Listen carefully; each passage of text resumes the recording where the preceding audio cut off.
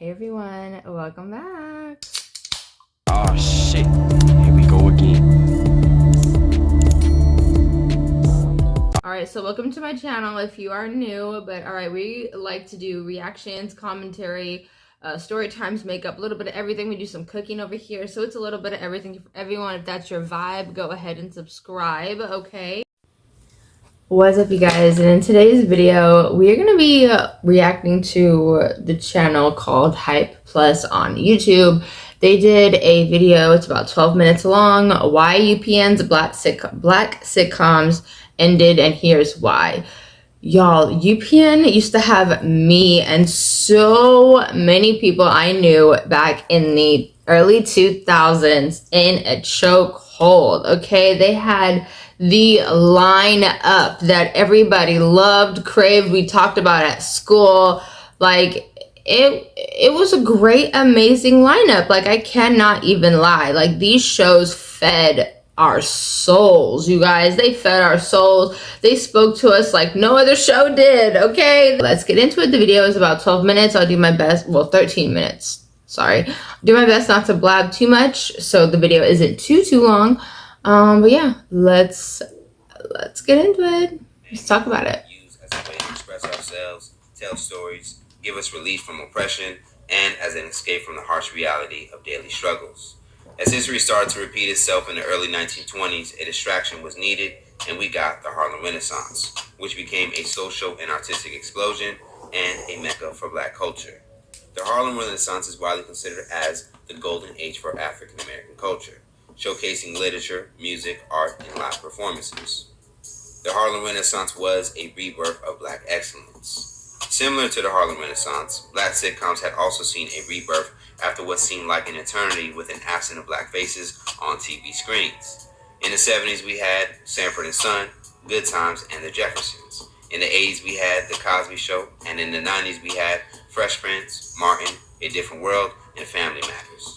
TV executives noticed that these shows were not only enjoyed by Blacks, but they can also be enjoyed by almost anyone. Despite the success that these shows had, seeing a Black lead on screen was still a rarity. It wasn't until the introduction of UPN and the WB network where we got to see another renaissance of Black sitcoms on television. But just as surprisingly it came, the networks and its Black sitcoms disappeared.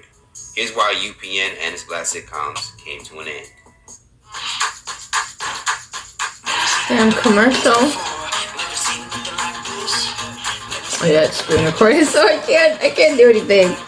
My bad, y'all. I'm sorry. I can't do anything about that. Before UPN and the WB launched, Fox was a network that saw the trend of successful Black sitcoms and capitalized on it with shows like A Living Color, Martin, Living Single, Rock, and The Sinbad Show.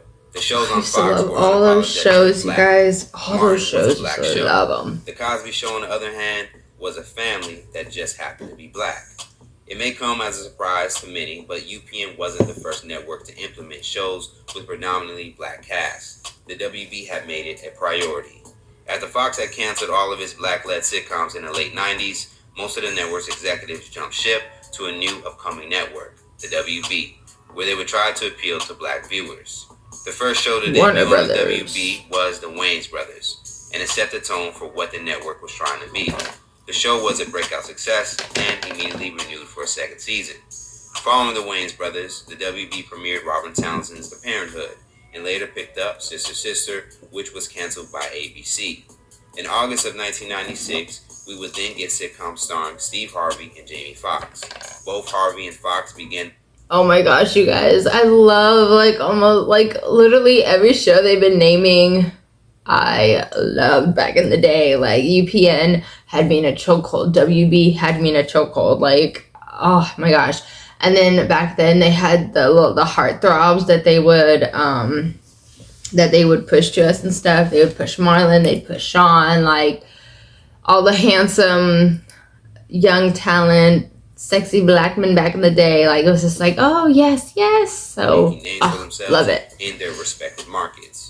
Harvey coming off of his stint as the host of Showtime at the Apollo, and Fox was then known as a comedic actor who got his start on In Living Color. In less than 2 years, the WB had cemented itself in becoming the go-to place for Black entertainment. However, this formula wouldn't last long as the network decided to expand by adding several shows that would cater to white teenagers. Shows like Buffy the Vampire Slayer, Dawson's Creek, Charm, and Seventh Heaven would become super popular and prove to be more profitable. These teen dramas are... I can't even lie. I watched all those too. I can't even lie. It's because my mom's side of the family. All right. But bottom line, they were good shows too. So, like, I don't know. I liked all of them. Okay. Sorry. I liked them all. What became priority for the network, shifting its focus from black audiences to white ones.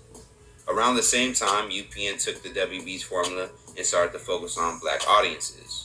UPN was launched in January of 1995, and one of the first shows to debut on the network was Moesha, starring Brandy Norwood. Moesha was originally ordered as a pilot for CBS's 1995 to 1996 television season, but was passed on by the network. So UPN took the opportunity and picked it up as a mid-season replacement. Moesha not only went on to become the biggest success at the time for UPN, lasting 6 seasons, but the series also paved the way for its spin-offs. Moesha was the first hit for UPN, averaging 3.5 million viewers per episode. The series would achieve a ratings high of 4 million a week by its 3rd season. The show was an undeniable success for the network. They ordered a spin-off series following one of its supporting characters, Kim Parker, played by Countess Vaughn. The spin-off would be called The Parkers, and Vaughn would be joined by comedian Monique in a starring role. The Parkers would be another hit for UPN, as its first season would average about 2.6 million a week. By the time the series ended in 2004, its audience had grown to 3.3 million viewers. In addition to Moesha and the Parkers, UPN had comedies like In the House, Malcolm and Eddie, and the Hugleys to complete their lineup. Familiar names like LL Cool J, Malcolm Jamal Warner, Eddie Griffin, and D.L. Hughley helped sell those shows. UPN had become a savior for some shows that were canceled by major networks. In the House originally aired on NBC for its first 2 seasons. After low ratings, the network picked it up, where they aired an additional 2 seasons. The same thing happened with the Hugleys after being canceled by ABC after its 2nd season. UPN stepped in and hosted another 2 seasons before it was canceled again. UPN had become known as the Black Network. From one perspective, it appeared that UPN found its audience. Their Monday night lineup, showcasing a night of black sitcoms, would forever be remembered. I remember that. But a look inside the UPN offices tells a different story.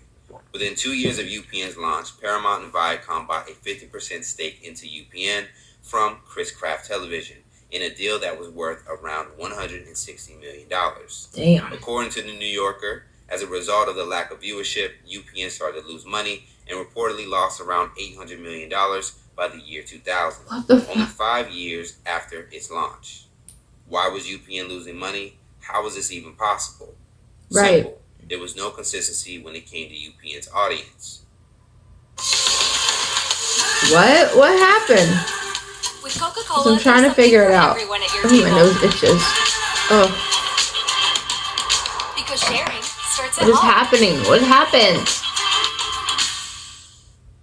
A 2003 Deseret article would point out UPN's programming model would be a reason why the network wasn't holding on to viewers. The article states, UPN is focusing on attracting viewers ages 18 to 34, and they're very proud of the minority audience that watches the network's programming. But among the network's struggles is the fact that it has a very little audience flow from one night to the next.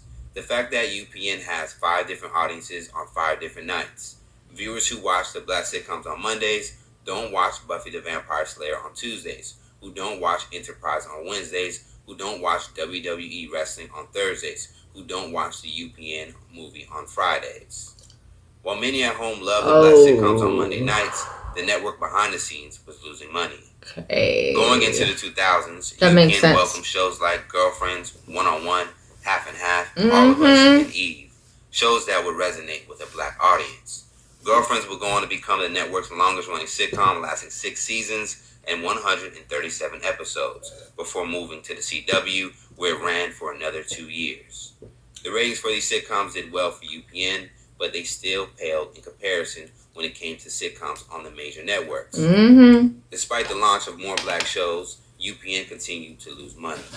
In 2003, UPN's comedy lineup consisted of The Parkers, Eve, Girlfriends, and Half on Monday nights, with One-on-One and All of Us airing back-to-back on Tuesdays. All of those shows averaged around 3 to 3.5 million viewers an episode. Their competition varied throughout the years. Girlfriends and Half aired opposite of Everybody Loves Raymond and Two and a Half Men on CBS. For the 2003 to 2004 TV season, Raymond was the number 10 show on TV, getting just over 17 million viewers an episode compared to Girlfriends at 3.6 million, which ranked as the 128th show. Okay. That same year, One-on-One averaged 2.9 million viewers. One-on-One was really good. That 70s show averaged 10 million viewers. Yeah, that 70s show is good would too. often compete with UPN Bernie, R.I.P. Bernie. averaging 7.5 Uncle million Bernie. viewers during the 2003-2004 Bernie. season. Although UPN shows would most likely have been canceled if they aired on the major networks, they were able to survive being outside of the Big Four. In 2005, UPN scored its highest rated series in several years, Everybody Hates Chris. In its debut season, Everybody Hates Chris averaged 4.2 million viewers, becoming the highest rated comedy on UPN and the second highest rated show overall, only behind America's Next Top Model. Everybody Hates Chris premiered on UPN on September 22nd, 2005, and took no time in becoming an instant critical hit and a fan favorite. The American Film Institute selected Everybody Hates Chris as one of the best 10 television series of 2007, saying that the show provides a very real look at growing up in America, a challenge that demands a discussion of race and class often absent from television today. At Gold Peak, we make real brewed tea. And it doesn't need hype or trickery to be interesting. After its first season, the show won Outstanding Comedy Series at the NAACP Image Awards, and Tashina Arnold took home the award for Outstanding Actress in a Comedy Series that same year. Unfortunately, the high ratings of Everybody Hates Chris wasn't enough to save the declining UPN network. In January of 2006, however, UPN and the WB announced they were officially shutting down, and a new broadcast network that would operate as a joint partnership between the two would form called the CW. The move came as a result of both networks losing money. It was announced that only 6 UPN shows would make the transition to the CW. Veronica Mars, Everybody Hates Chris, Girlfriends, America's Next Top Model, All of Us, and WWE SmackDown. Ratings for those shows decreased even further when the network switch became official. Everybody Hates Chris lost over 1.5 million viewers when the second season debuted on the CW, and Girlfriends lost nearly 1 million viewers. Damn. The entire audience didn't make the transition from the UPN network to the CW. By 2008, the CW had been on air for 2 years, and Everybody Hates Chris was the last scripted show from UPN still standing. The show was paired with The Game, a spinoff of Girlfriends that made its debut on the CW in fall of 2006.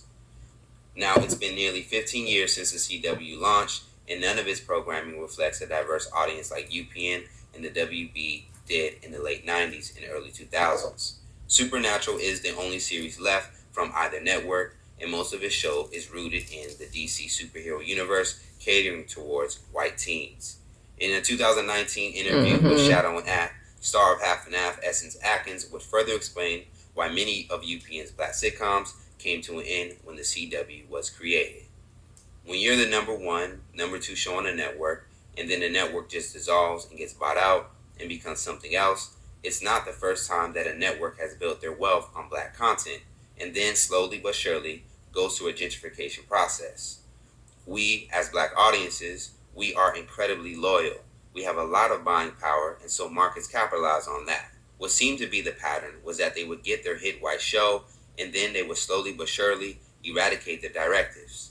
That leaves a big deficit in terms of us being able to see our own stories, believing in your own story, and amassing an audience to the point where you become undeniable. For the Harlem Renaissance, began with the market crash of 1929 and the Great Depression.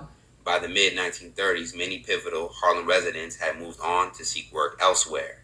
As both the Harlem Renaissance and UPN are memories of the past, their impact and influence are unquestioned.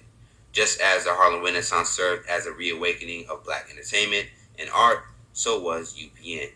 UPN came at a time where networks were overlooking black sitcoms and the black audience. UPN broke that mold. When the network ended, there was a huge void in black primetime sitcoms, a void that just recently been filled with shows like Blackish, Atlanta, and Insecure. But we still have yet to recapture the essence and representation of what an all-black lineup provided. Facts. It will never be like it was, okay? Like,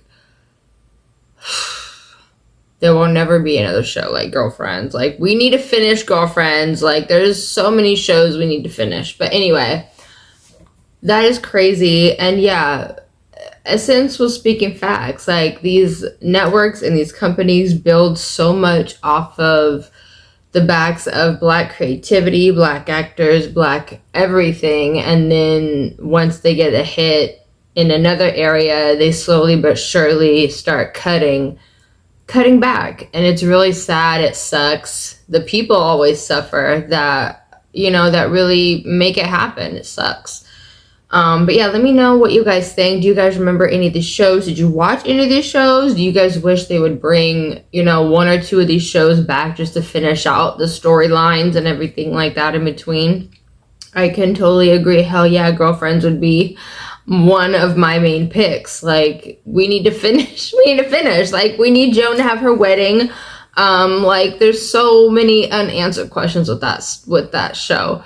But yeah, let me know what you guys think. I appreciate you guys so much. Please like, comment, subscribe, hit the bell notifications so you know for us when I post. Good up to date. All right, giveaway coming in August for my birthday. Be on the lookout for the rules for that down below. Check out the playlist, but I have to go for now. I love you guys and see you next time. Mwah.